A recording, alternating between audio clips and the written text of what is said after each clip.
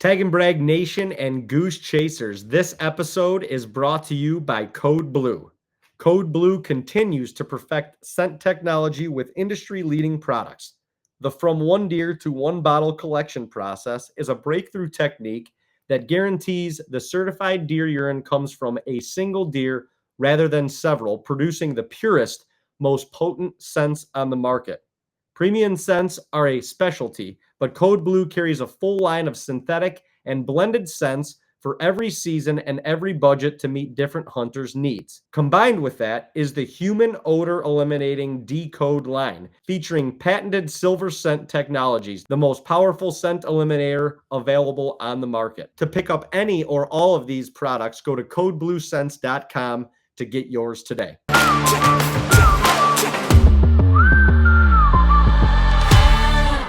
TAGNBRAG Nation, welcome back to another episode, the 71st episode of Goose Chasing.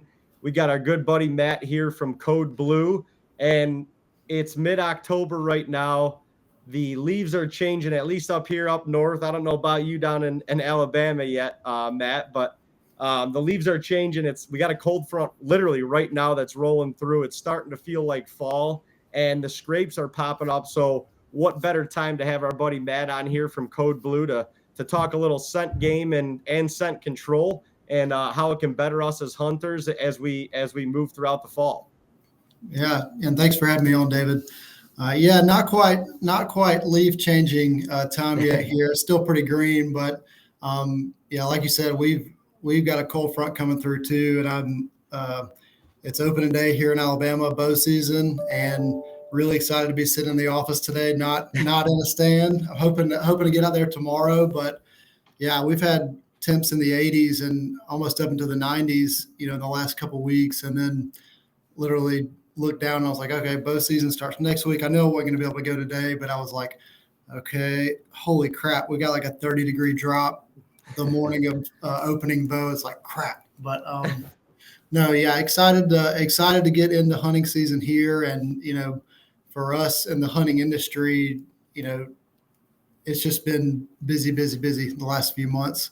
So trying to get stuff pushed over so I can take a few days off and get some hunting in early season is definitely priority right now. Yeah, I hear that. What is the deer movement like down by you in Alabama? Are you south enough to where that rut doesn't kick into like January, February time? Yeah, so I have a lease down in kind of, it's more central, but kind of south central Alabama. And, we see it almost every year. We'll be, the week before Christmas, we're doing like family get togethers, and, we're over there opening presents, and I'm kind of checking Moultrie Mobile and, seeing what's happening. I look across the room. My father-in-law is just staring me down. He's like, check your cameras. They're moving. It's all every year. It's like we're sitting there, the week before Christmas, really into probably the second week of January is our typical rut, and it's just fast and furious. It'll come and go, and it's like Christmas Day, and whenever we're having Christmas gatherings is when the deer are on their feet. But at our place, we see like I was checking this morning. We got a lot of deer on camera this morning, but a new buck rolled in this morning. We haven't seen a lot of good bucks, honestly, on camera. We see them like early summer on a couple of different, parts of the lease, and then we won't see them for 2 or 3 months. It's like a big lull, and then they just appear again, around that mid-December time frame. But we planted green fields probably 3 weeks ago and haven't had a drop of rain since. So. Yeah. As much as I'm excited to get the season going, man, we could use some rain. Yeah, we literally just got dumped on up here the past couple days, and the cameras have lit up after that. The scrape activity, honestly, is just starting to pop a little bit. Yeah. We're kind of like, it's been unseasonably warm up here. Like I'm up at our camp in New York right now, and it's been unseasonably warm for the first couple weeks of the season, and we finally got that dip in temperature in the last 2 days. The cameras are just blowing up, and we've already kind of shifted the cameras a little bit to like primary scrapes that we've known from years past, and started to use some of the Code Blue scents and stuff in those scrapes. And it's amazing, when the bucks decide it's time to start communicating on a regular basis, it's like the floodgates open and all of a sudden the Rolodex of bucks just starts coming in. Well, that's what we were shooting some, videos and product shoots the other day down at my lease. And it was like, I'm putting out product for the shoots, but I'm like, like, let's just put it here. I'm like, no, that's not what, I know this looks good for the shot, but this is where we want it. Let's go to the other side of the property and, put it in here. So, we're getting some activity here, but it's just not as hot and heavy yet. But yeah, in the next few weeks, I'm excited to see, the preparation, for Code Blue. It's like, we got this timeline of products that we like to use early season all the way through the end of the season. So I'm just excited to get, items like our rope-a-dope out. We probably put out 6 rope-a-dopes in the last couple of weeks just to get them, acclimated and get, deer checking them over the next few weeks and try to get an inventory of what's there now that season's getting going. But I'm the only real bow hunter at our lease, so I kind of got the place to myself for the next month. So feeling good about that. We'll see if I can make something happen though. Yeah, that's certainly nice to have the place by yourself for a little bit. That's the product of being a bow hunter, I guess. I'm still pretty new. I've only got into it the last couple of years, so we'll see if that bears any fruit. But yeah, we had a new opening day. Like I said, it's opening day here, and right before we got on, I got a text that was like, "Hey, check the cameras." Where I just kind of did some lane trimming last week, and we did those product shoots and put out product. New buck walked in at 9 o'clock or 8 o'clock here, and it's like, great. All right. Hey, it's working. Hey, tomorrow he may be in the truck tomorrow. That's what I'm hoping for. There you go. So let's dive right into some of the product stuff. I mean, we're, like I said, up north, I think in a lot of the Midwest and even north of that right now it seems like things are kind of going similar to what we're experiencing here, where, we've had this cold front come through. Kind of the first wave of bucks are starting to show like that they're interested. They're starting to, at least nose some licking branches and paw out some scrapes and stuff like that. And certainly Dean and I have been sitting on a couple of our food plots the last couple nights, and the bucks are just kind of coming into the plots, not as interested about, packing on the pounds and eating food anymore, but more interested in just kind of harassing the does a little bit and bumping things around. So like for this time of year that we're going into, what are your recommended products, and kind of explain to us a little bit how like the system works, I guess. Yeah. So first and foremost, anytime you're going out in the woods, try to limit your scent on your body and on your gear. So make a full line of scent elimination products from, boot powder to body wash shampoo, basically anything you need to keep you and your gear scent free. So that's the biggest step early season, is to make sure that you're not bringing in any foreign scent. And then when it comes to using actual deer scent products, we make stuff that's going to kind of go from early season where we are now until the end of the season. So really any buck products or regular doe products or like our calming zone sticks, those are super popular this time early the year. Really, you're trying to kind of mimic what you're seeing in nature. So calming zone is a great one, especially for you guys up north that actually, are getting some early freezes. It's a product that works great no matter the temperature, and it's going to mimic the scent of a bedding area. So when those bucks are still not quite, when they, like you said, they're starting to bump does up there, but when they're not quite in that phase yet, calming zone is great just to give a sense that, it's a safe area and that other deer in the area. Same with a regular doe urine product. That's what they're smelling. There's, if you use a doe estrus product really early in the season, there's some back and forth about using it early. Some people love to use it early, and if you have luck with it, great. Down in Alabama, if I use it in October, that's not what they're smelling, in their natural environment. So using a buck scent early can just pique some curiosity and get, bucks checking, who else is in the area. But, any products that we have, we list it pretty clearly when you can use it throughout the season. But yeah, sticking with buck or regular doe early is the way to go. And that's, covering your scent, whether you're using it to attract them or just kind of to cover your scent on the way in. Those are good products to use. And that's what is, they're naturally smelling in their environment right now.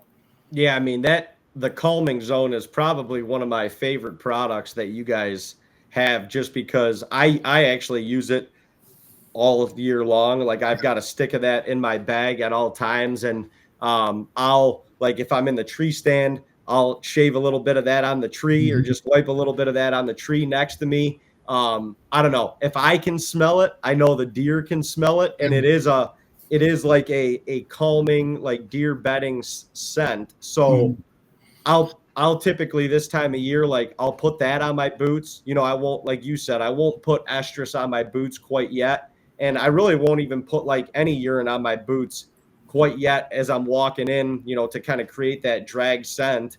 But I will put that calming zone on my boots as I walk in, and just for nothing else than to cover my scent, Yeah. and to kind of create more of like a natural smelling environment for the deer, and for deer to know that other deer are around. Because I firmly believe that, like, deer attract deer. That's why they utilize scrapes. That's why these scent products are so usable, and so that we've had so much success with them, because deer attract deer, whether it's in the rut, pre-rut, during the rut, or after it.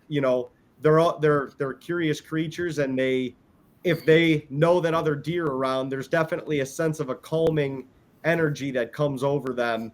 And you know especially in bow hunting, it's a game of inches. It can be a game of seconds, and a little bit more time for you to get your bow drawn, or for that deer to step into a shooting lane. It may be all that you need to seal the deal. Well, that's what we concentrate is on making products that are going to give you an edge, or give you just that, like you said, that extra second, or a stopping point for a buck if he's, not even planning to stop in that food plot. If there's something out there that's going to get his attention and make him check it, that's what we're about. It's a low cost way to increase your success, and so that's kind of the mindset that we have: is what can we make, what kind of products can we put out that will, give our hunters an edge, and give them, especially, like, you would think I get to hunt a bunch because I'm in the hunting industry, but it seems like more than the last couple of years, it's been, slowed down a little bit. We're just busy this time of year. But so the few days that I get out, I want to do anything I can to increase my odds of success. And that's kind of where we pride ourselves in making new products that, are going to be good throughout the year. But calming zone in particular, and it, I feel like there are not as many hunters that use that product as maybe our, Code Blue Doe Estrus. Anybody that hunts, it's like, you don't need to know much about hunting. You just go look at the hunting aisle. Doe Estrus is probably 50% of the products out there. I mean, regardless of the company. And, it works in the rut. There's almost no reason to use anything else besides a buck or a Doe Estrus during the rut. But calming zone is something that, they're looking for throughout the year. They're looking for those areas where they can feel safe as much as they are looking to chase a doe or for a food source. More than anything, mature bucks are looking to stay safe. And that's a product that will give them a sense of, that this is a safe place to be in. And that's, it's an underrated product. And I'm excited to see, guys like you putting it out there that, can show the audience that, that's where you need to be. As much as attracting deer, you need to be putting them, at ease that you're not in the area and that there are other deer in the area. So, Code Blue, we work hard to make products that, are going to, be useful. And we're not going out there making something crazy each year just to try to push the envelope. What works best are natural products. Natural urine products are, that's what they're smelling, on a day-to-day basis. So try to stick in that lane as much as we can. Yeah, speaking of that, I guess explain how, like, the process works as far as, the estrus and even the deer urine goes, and collecting that, and why Code Blue is different? Really, what sets you guys apart? Yeah, well, Code Blue in particular. So we have our Code Blue scent products, we have Code Red, and we have our synthetics line. So synthetics, we've kind of geared towards guys like, I know you guys hunt in a few different states, and that they're just ever changing regulations around that. So we want to mimic the deer urine scents and licking branch scents and things like that, for those hunters that need synthetics. But we try to concentrate more on the natural products, which are Code Blue and Code Red products. Code Blue, what makes us unique as a brand is that we collect the Code Blue products from a single deer. So the silver label Code Blue products that you're using, those are collected from a single deer. And that's what, most of the industry is collected from multiple deer. And that's how Code Red is collected as well. So you can collect larger volumes. We can pass kind of that savings along. It's a little bit cheaper to collect for multiple deer. And so that's what the majority of the industry uses, as multiple deer in one bottle, whereas Code Blue products are single deer in each bottle. So you're going to get a unique scent, and we think that's the most, true to life form of communication that deer are using. Is when you're out there in the woods, one deer is peeing in the spot and another buck is chasing that one doe. So that unique scent is something that we pride ourselves on. And if you look at a bottle of Code Blue, you're going to see the serial number for that deer on each bottle. And when you look on the peg, you might see 6 bottles of Code Blue, and each number should be different on that peg. The way that we collect and the way that we package it is so that you should almost never see the same bottle on the same deer on a peg, so that each bottle you buy is going to be a unique scent to give you that most true to life, experience. And, it takes a lot of time. It's a little frustrating for our production crew to bottle and package that way, but it's something that we believe in, and that, has bared fruit for us, throughout the years. Code Blue's been in business for over 30 years, and been owned by Pradco, the parent company, for most of those years. And I've been managing Code Blue for, I think, 5 years now. I've been with Pradco 9 years, and I worked for Code Blue all those years, but I started managing the brand back in 2019, I believe. But big fan of deer pee. I didn't imagine as a kid that I would, this would be the career that I was happy to be in. But I love the hunting industry and Pradco in general. Just getting to work with all the great brands that Pradco owns is it's definitely a perk of being in the industry. But yeah, so I kind of rambled on there, but I'm just pumped about deer season, and just ready to get out there. So Yeah, no, and we appreciate the partnership very much. I mean, outside of, using a premium product in Code Blue, like for us, we grew up using Code Blue. So it's kind of a dream come true that came full circle. Like I remember my dad when we were younger. I mean, I'm 6, 7 years old, and I'm like trucking my way through this, to the stand in the dark. And it was, once we got within 50 to 100 yards from the stand, my dad would stop us. He would scent up our boots, and then we would continue walking. And we've used Code Blue literally since I'm like 6, 7 years old. And so for it to come full circle, and I mean, you mentioned Pradco being an awesome company, and that's, I think, for us, not only utilizing a premium product, but being able to work with just absolutely fantastic people it means a lot to us. We've kind of chased our dreams and made this into a career now, and we pride ourselves on the relationships that we build, outside of using, like I said, a premium product. The relationships that we've built, with you guys is exceptional. And yeah, I mean, we wouldn't have it any other way. We're certainly extremely grateful for the opportunities that you guys have given us and working together. And it's Code Blue it's a premium product. We use it for a reason. The fact that it's one deer, to that one bottle, I think is what really, really sets it apart. And you made a good point earlier. Dean and I get to hunt a lot more than, the average person, the average hunter, really, and Yeah. the people that only maybe get to go out a day or two throughout the week, or maybe they only get to go out Saturdays and Sundays when they're off work. It's important to have and utilize products that are proven and that are going to work for you. Yeah. So maybe you spend a little bit extra money, but you know that you have full confidence in that product when you go out into the field. And once again, that can be the difference between filling a tag or not throughout the year. Yeah, I agree. And that's, getting out early season. It's like I'm doing everything I can to stay scent free. But once the rut starts, I mean, my goal is to kill a good deer with my bow this year. Like, I'm not gonna lie. If I'm not doing too well in the early season, the gun's coming out. Like, I gotta get something done this year. I didn't even kill a deer last year. It was, like I said, we didn't get to hunt very much, but I mean, with show season and just the hunting industry in general, it's just busy this time of year. But yeah, so if I get out on the weekends, like, I'm doing everything I can to make sure that I'm gonna have my best shot to kill a deer, because like you said, if it's a game of inches, it could be the difference. So, so yeah, and super excited to work with you guys the last couple of years. I was a fan before we started working with you and Dean, and so I'd mentioned it to our marketing department. We're kind of looking for partners like you guys that are putting out content that's relatable to the everyday hunter, and not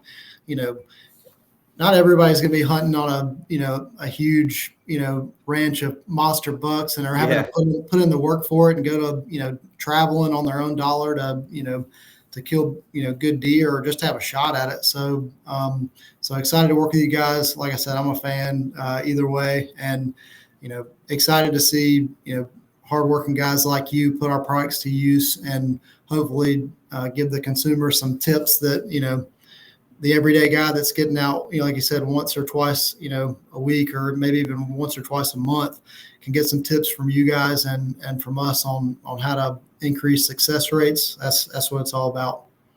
Yeah. So one of the products that I wanted to talk about is the Rope-A-Dope, and that's been a newer product, right, over the last couple of years. But we utilize the heck out of it. I mean, from New York to Ohio, Tennessee, North Dakota, everywhere. And what I like about it the most is it creates that like checkpoint for the deer. Outside of, finding like a primary or secondary scrape, if you're going out and scouting and stuff, this really allows you to utilize, what the land kind of gives you, and set up a mock scrape, in kind of conjunction to a potential stand location or a blind location, so that you can create those checkpoints. And basically it's the Rope-A-Dope is just probably like a 2 foot, maybe 18-inch, 2 foot long blue rope. And we utilize it by basically hanging it on an overhanging branch, we like to allow it to dangle probably at like nose level. Maybe a little bit higher, because there's some deer like to get up on their hind legs and really get into the licking branches and stuff like that. But we typically keep it at nose level, and then we scent up the bottom sides of it, and it's basically it creates like a mock scrape point or a communication point. But how did you guys, like, what was the thought process there when creating that product? Although it is very simple, it's very effective for us. Yeah, so we've had a lot of luck over the years with a rack rub gel that comes with the Rope-A-Dope, and we're thinking about like I said, how to utilize products that work best. And it's like rack rub itself, like we sell a good bit of them. We're like, how can we utilize this product better to get it in the hands of hunters that are not buying it right now? And we had guys here that were using ropes before we used the Rope-A-Dope, on their own, and seeing success. So we just, we're brainstorming new products. It was probably 3 or 4 years ago when we were looking at getting it together, and we're like, we need to do something a little unique. So we went with the blue rope, and it's been great. We've had, typically it takes 2 years or so for new products to kind of finally blow up, so to speak. Like usually we're launching new products in January for show season for, and so by the time we launch it, we're waiting almost a whole nother year to get it in the hands of, our customers, because you're not really buying stuff at the end of hunting season. So you're like, oh, this new product's out. So really there's like a year lull almost in between. I hate that sometimes, but anyway, got it out in the market. I mean, it's just been, we can't get ropes put in boxes fast enough. But yeah, it's one of those products that you can put out early season. Like I said, 2 weeks to a month before season even starts, you can start, when you're locating your bow stands and, cutting shooting lanes. This is your checkpoint. This is a communication hub that you want to get started early season. Like you said, they might not be hitting it every day right now, but that time's coming where they're going to be guarding those scrapes and making sure that they're putting the fresh scent down. So really the rope-a-dope is just a way to get the communication hub started. And then they take over, like the rack rub brings them to the rope. And once they know where it is, and then they get acclimated to it being there, they take over from there. And then once the season starts, you can use that as just a hub to try to hunt over. And whether they're checking it every day or not, they're staying in the area. If there's a dominant buck that's checking that scrape, that mock scrape, and it's kind of taking it over, he's going to be in the area. He's not going super far from there. And especially if you can put it near a food source or a water source where the does are going to be too, like you got the best of both worlds. So great products, and we've got new products that we're ready to launch now, but I can't quite let the cat out of the bag on those. But products like that are super popular. They're easy for consumers to understand and use, and increase success. And you can see it on camera. That's the other part, is like you can set one of these up and set a camera up on it and kind of walk away and stay out of that area for a month, 2 weeks to a month before season, and see what's there. It's a good inventory checkpoint as well. So that's kind of the goal, is to get them using it on their own. But a lot of our other products complement that rope-a-dope. The rope-a-dope can kind of be, you can just kind of look at it as a kind of starting point for getting the season going.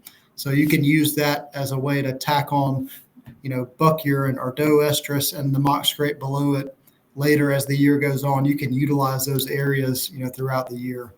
Yeah, I mean, we've actually seen, like, we've had a handful of them that have been up now for over a year, just because we've been utilizing them and stuff. And throughout like February, March, April last year, I mean, we're watching shed bucks that are still like communicating up in these rope-a-dopes and stuff. And even does literally on their hind legs, like getting up into it. It's pretty wild. And I think the longer that you have them set up out there, it just, they weather, the deer start scenting them up themselves. And once again, deer attract deer, and those ropes can hold scent so well. Those ropes are holding scent a lot better than like an oak branch or, a pine branch or something like that. So you got deer that go and start communicating with it, and now their scent is like locked in that thing. It's wild. I mean, last year I can remember too, in the one area actually right behind camp here, we had a mystery buck that showed up literally middle of the day. I mean, completely out of the blue, wasn't chasing a doe or anything. He was just on one of those like mid-November taking a walkabout, strolls, and he walked right up to that thing. There's 2 videos of him literally on his hind legs, like going nuts, and he was just kept on his merry way. But then we have a stand set up in that specific spot. If one of us would have been in it, it would have been a perfect opportunity to capitalize. But I mean, case in point, like, we had never seen that deer before, not on any of our cameras on this piece of property.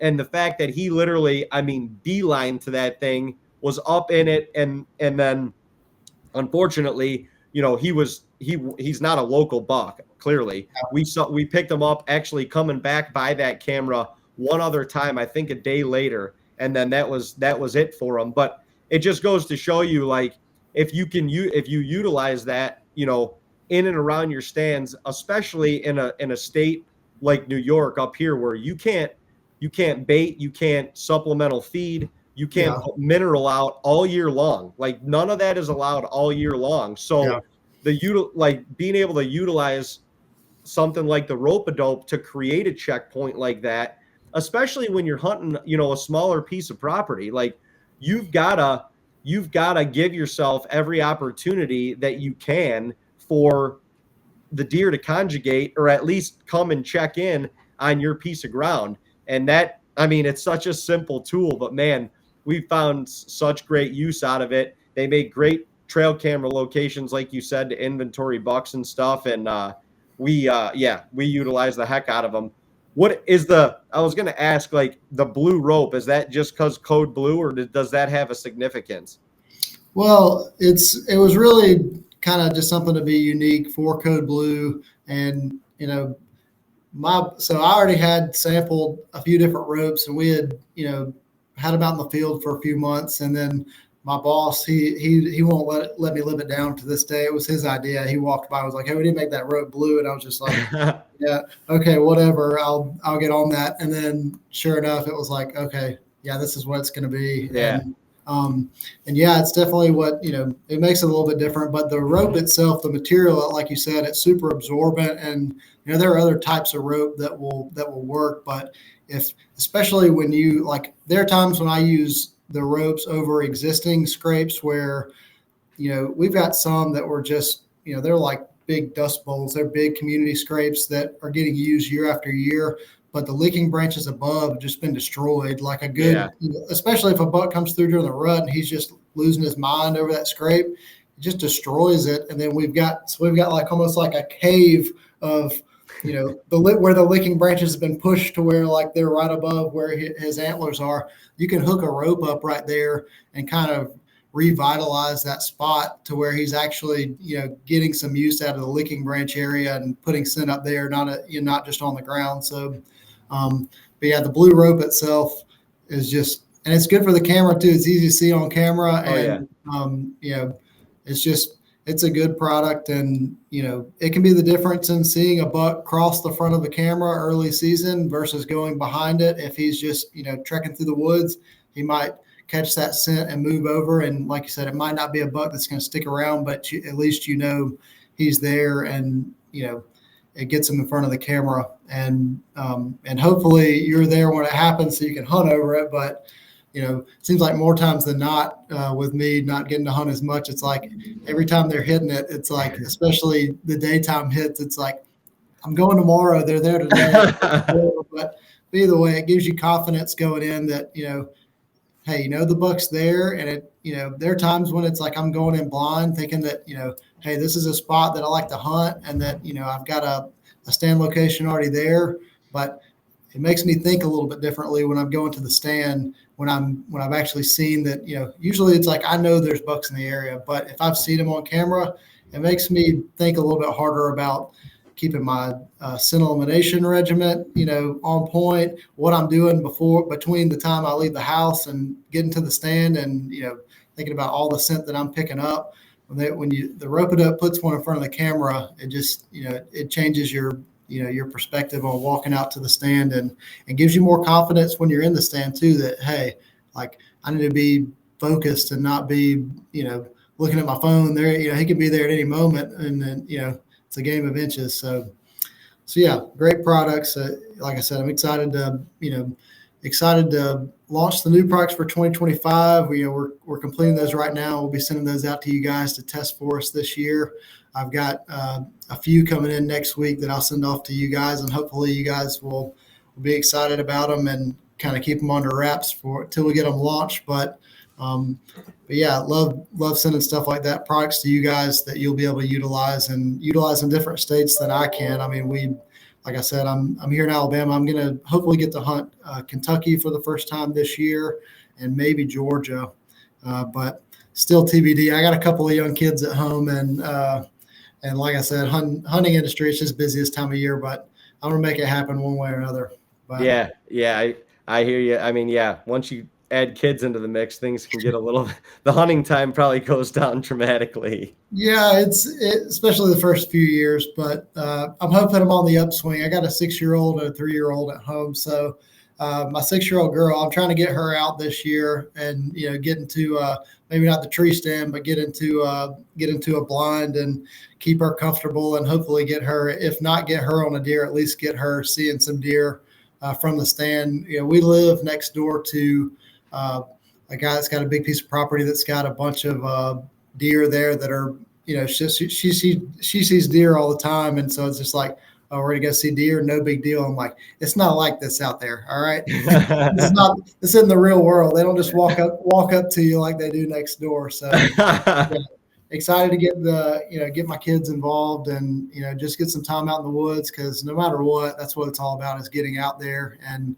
whether you kill a big deer or not, there's nothing better than just being out in the woods and, taking a break from, everyday life and, just the hustle and bustle. There's nothing better than being out in the woods. So yeah, encouraging the new generation to get involved in that is super important. And, is it, who's got a baby on the way? Dean's got a baby. So I thought. So Dean's this is his last hunting season so he can go ahead and let you hold on to all this stuff for the next couple of years. He probably doesn't need it too much.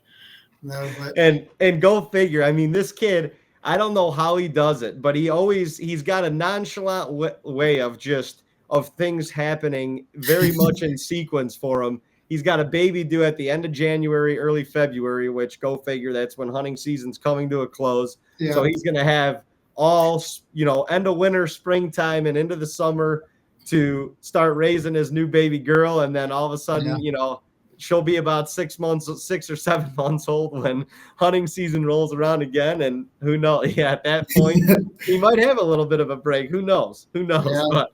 But yeah, it is cool just hearing you, being able to get your kids into it. And I'm certainly looking forward to that when my time comes. But it kind of sparks a question, is like, who got you started into hunting, and how did you even how did you even take on hunting or become passionate about it? Yeah. So I grew up, I did a lot of fishing, and I was really passionate about bass fishing in kind of my later teen, early 20 years. And like, if there was an extra moment, I was on the water. I did a lot of bass fishing here, taking my younger brothers with me. And it was like wintertime was perfect for me because all the hunters got off the water and were in the woods, and I just fished through the winter. Like, it didn't matter. Like, I went all the time. And so I didn't grow up hunting. So I got married 11 years ago. Earlier this week was our 11-year anniversary. But my father-in-law, and really my wife's family, they're all big hunters. And so when I started dating her, it was like, it was a different world. It's like, hey, all these guys, they're hunters. Like, I've always enjoyed hunting, as far as like, I did dove hunting and it, gone a little bit, but I really wasn't into it, so to speak. So father-in-law finally drug me out of the boat to go turkey hunting.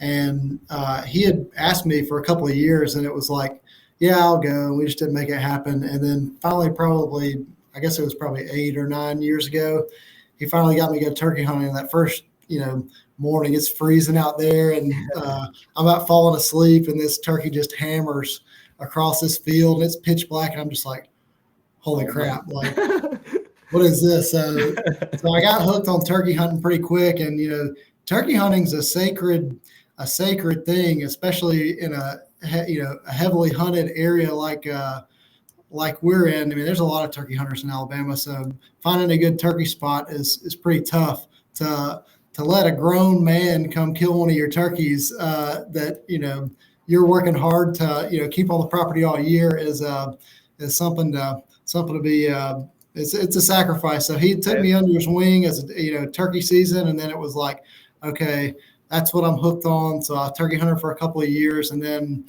I started looking at getting into a lease with him, or getting a new lease with my father-in-law and a couple other guys. And it was like, man, it's hard to afford, getting a lease just for turkeys, and using it a couple months out of the year. So it's like, I'm going to deer hunt too. And I walked out, it was like the first day or first week of gun season, went to this field. We already had like this little rickety shack that was there that had been left for like 10 years. It was like a stack of pallets with like pallet wood, you know, nailed up to, you know, a couple 2x4s. Is a crappy stand, but I go out there and it's just like, you know, I'm a good shot. I know how to use a gun and all that, but I'm out there just, you know, it's 3 o'clock. Let's get in the stand. And literally 20 minutes later, a 10-point walks out that we've never seen, like 30 yards from me. And I'm sitting there watching him for like 30 minutes. I'm like, he looks like a good deer. Like, I'm texting him. I'm like, I think I'm going to shoot this buck. And he's just like, you got to be kidding me.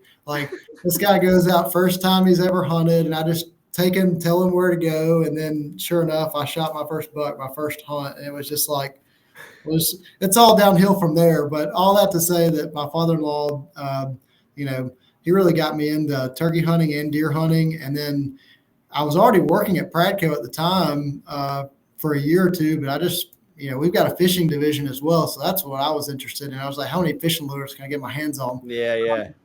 But yeah, so he kind of took me under his wing. And, you know, that's something that, you know, my uncles and my dad, they weren't hunters. My granddad did a little hunting, but he wasn't a hardcore deer hunter or anything. So that's something that's why it's important to me, is because, you know, you don't realize it as a kid, but like, you know, these dads and uncles and, you know, guys are, you know, taking hunting days out to put you in the stand and try to get you involved so that it can be, you know, something that the family can enjoy together.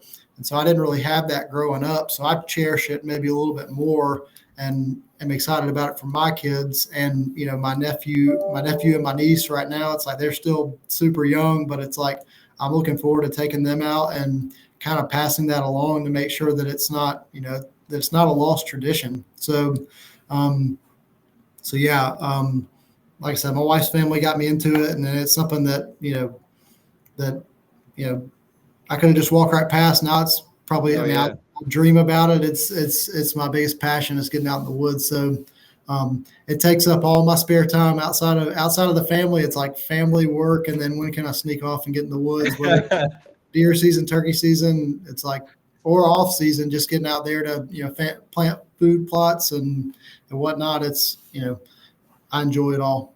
Yeah, no, it's amazing how it hooks you. And you don't, I always say this, but like, it's hard to explain, like, it's hard to explain hunting to somebody who's never done it. And then it's hard to explain like that actual moment of truth. You really can't explain the feelings that are going through your body during that moment of truth. And I mean, I agree with you. Like, I'm so grateful that I had a dad and an uncle, grandfather that literally like threw us into the mix, you know, very, very young. I mean, like your daughter, 6, 7 years old, you know, they were suiting us up and taking us out with them. And I mean, when I think back up to it now, it's like they sacrificed a lot of like their quality hunting time to make sure that we got this experience at a young age. And it's why we're doing what we're doing now. It's kind of, you know, it's to some degree the reason that we are the people that we are today. And so that's kind of why, you know, I and Dean, we've dedicated our lives to this now because of the impact that it had on us at such a young age. And I always tell people too, like, it's hard to describe the feeling of providing at that young of an age. You know, I probably started hunting when I was 6 or 7, but I didn't shoot my first deer until I was like 12 or 13 years old. So I had a handful of years in there where I was just observing. But it was like every time I was with my dad or my uncle or my grandpa, when they got a deer, like I felt like I got it too, you know? And then when I was able to actually shoot my first deer and, you know, you see it, I mean, because a lot of times we do all the skinning and you know, taking care of the deer processing and stuff ourselves. And we definitely did when I was much younger. So I kind of got to watch that whole process and to shoot my first deer and then watch and kind of help my dad break that thing down.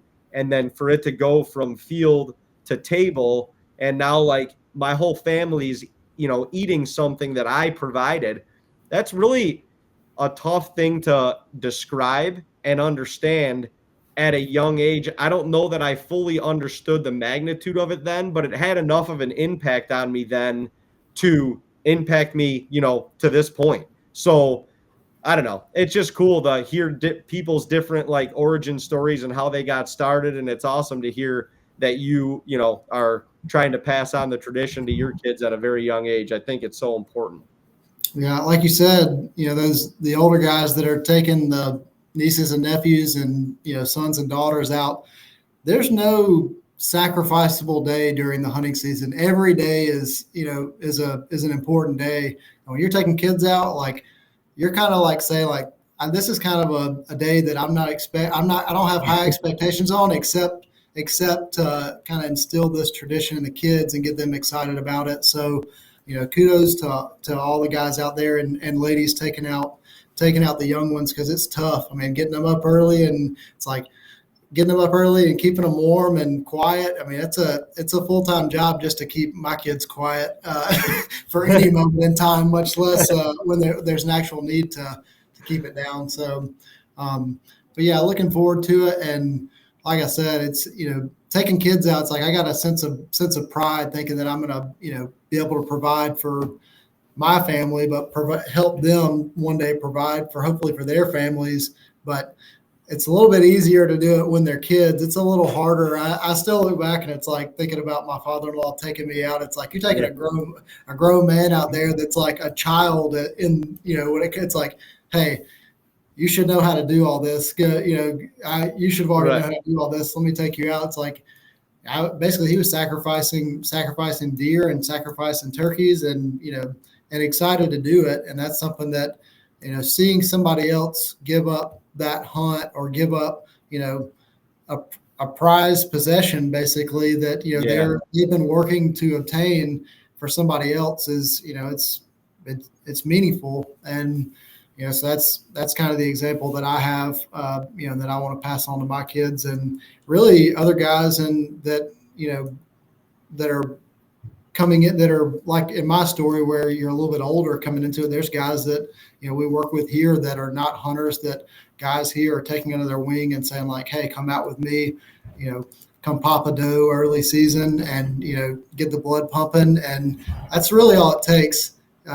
Most people getting out there one time and having that rush. It's like you can't describe it. It's like, I've killed deer, but it doesn't matter if if a buck comes out today, I've got that same feeling of just like, that rush of energy. You can't get that from anything else. And then, like you said, the pride of 6 months from now, like what are we having for dinner? Let's check the freezer.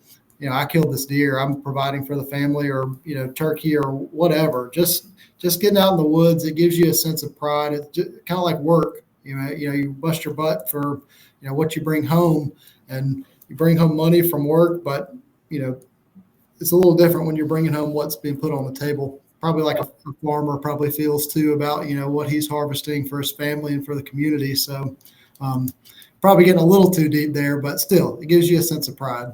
No, it really does. And I mean, it's like you said, I think to some degree and obviously shooting big bucks are cool. That's awesome. And as you kind of notch your belt a little bit more as a hunter, naturally, I think as human beings, we kind of want to up the level of like difficulty, up the level of challenge and stuff like that. So, for me, I'm after a mature deer, but like for somebody that we're, going to introduce into it, I don't like that. Those rules or those that kind of like those self goals and stuff like that don't need to apply.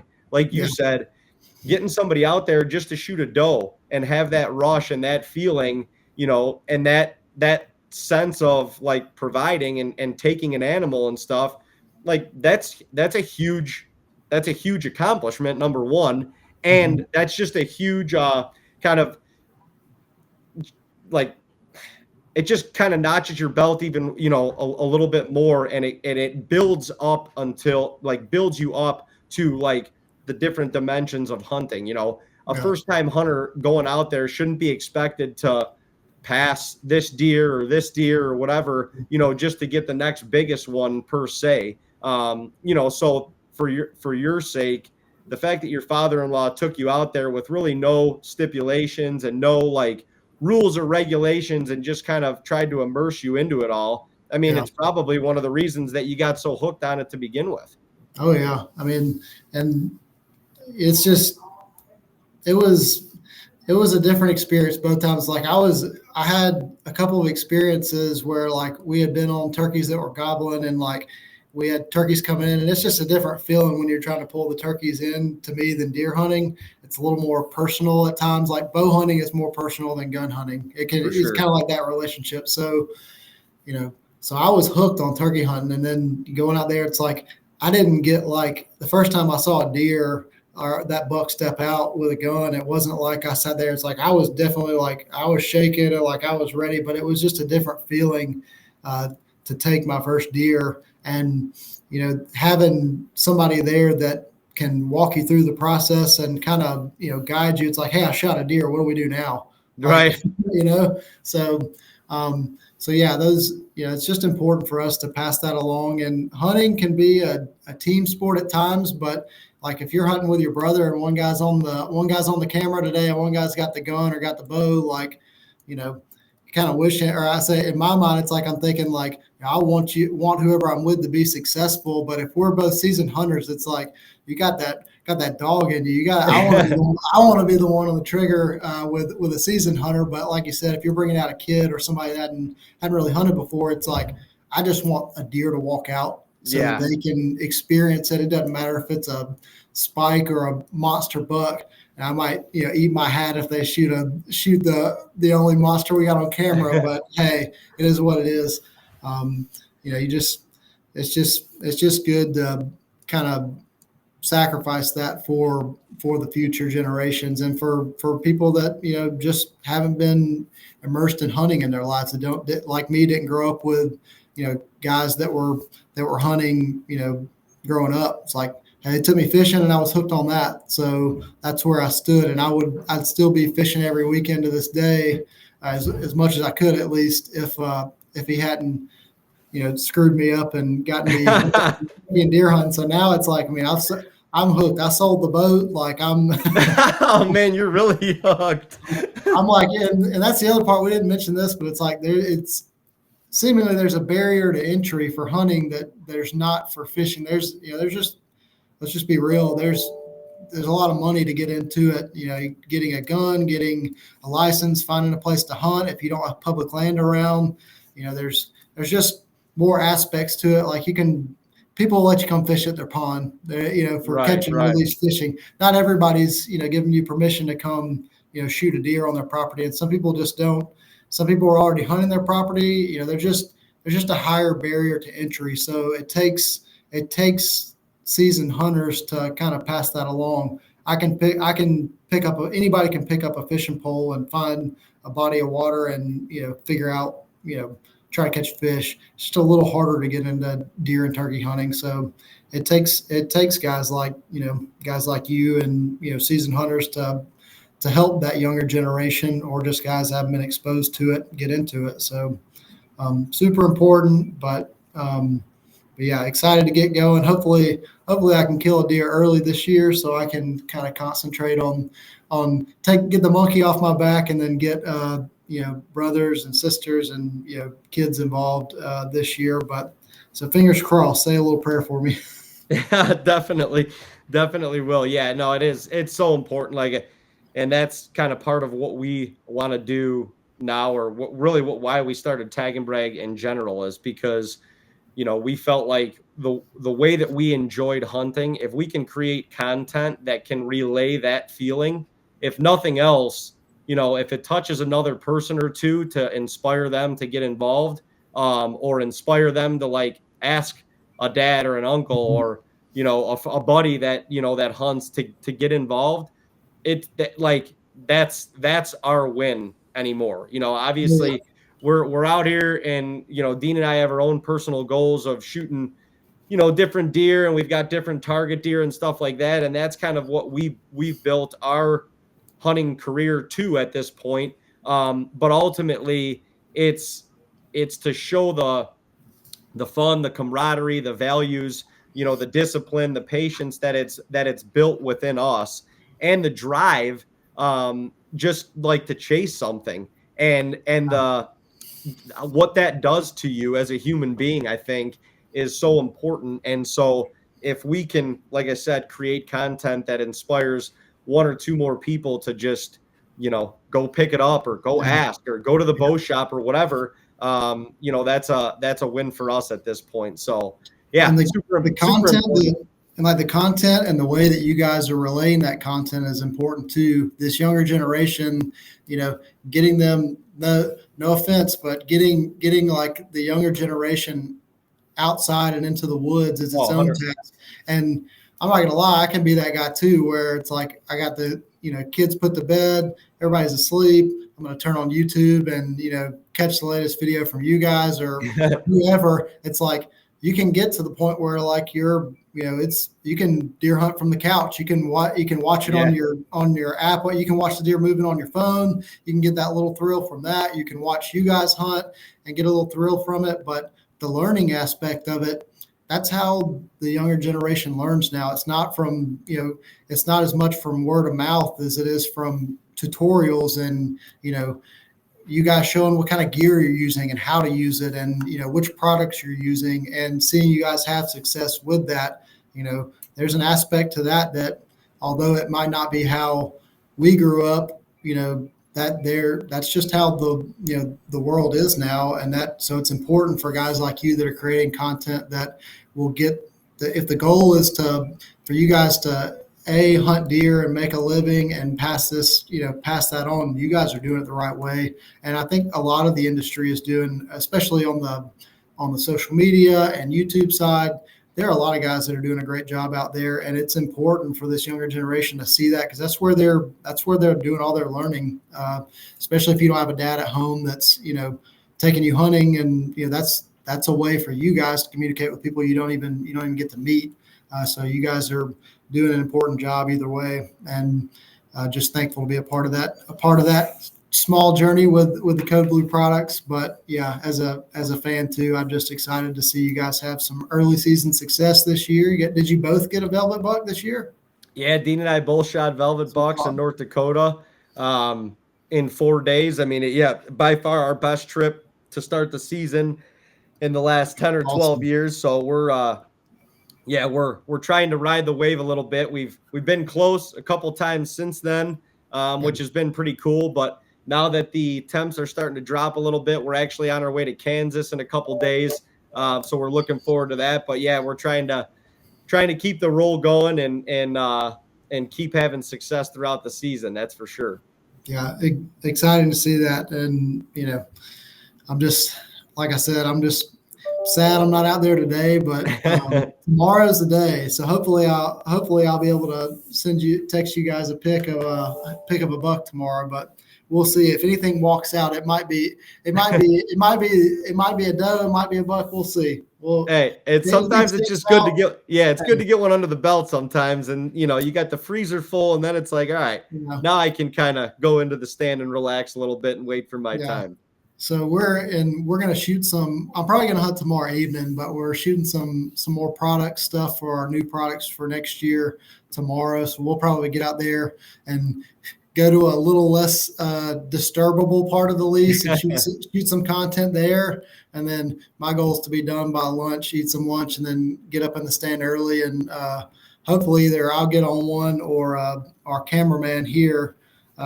He's a pretty new hunter as well. I think last season or the season before might have been his first, but I can't remember if he's killed a deer or not. But either way, if anything steps out, he's going to have the go ahead to pull an arrow back and send it. So hopefully we'll be dragging one out tomorrow. Yeah, that's exciting. When the standards go down a little bit and the statistics are rising, that's an exciting. Yeah. I like those hunts. Those hunts. Somebody's gonna kill a deer today. Yeah, let's go. And if not, we're gonna be tracking one, and I can he can be kicking me or I can be kicking him if we miss one or something like that. Something's happening tomorrow. That's a good feeling. That's a good feeling. Well, Matt, I don't know. Is there anything else you want to send off the group with? We appreciate the time first and foremost. Thanks for joining us today, and obviously thanks as always for the partnership. But anything else you want to send off with before we let you get out of here? I think we covered covered most of it. But yeah, I just want to say good luck to all the guys out there, guys and girls out there that are hunting. Be safe this year. And hopefully you'll check out our products at codebluesense.com and check out content from TAGNBRAG using our products, and just be safe out there. Safe out there and have a good time, and get your family involved, and just good luck this season. That's really all I got. Have fun, get out there. Yeah, that's awesome. I think at the bare bones of it, it's like get out there and have a little fun, enjoy the outside, enjoy nature, away from technology for a little bit, and yeah, you can learn a lot every time you go out there if you allow yourself to kind of open up and take it all in. So yeah, check out when you get out there, and you'll learn something no matter what happens. And if not, you can just be like me sometimes, and you can hear a squirrel from 200 yards, and you can follow that for an hour or two and get your heart pumping, and then realize it's a squirrel. That's a learning experience too. So no matter what, learn something when you're out there. Heck yeah. Well, Matt, once again, we really appreciate you joining us. We got Scrape Week coming up in a couple weeks on our YouTube channel. We're excited about that. That'll be brought to you by Code Blue, and you guys know where to find us on all of our social medias.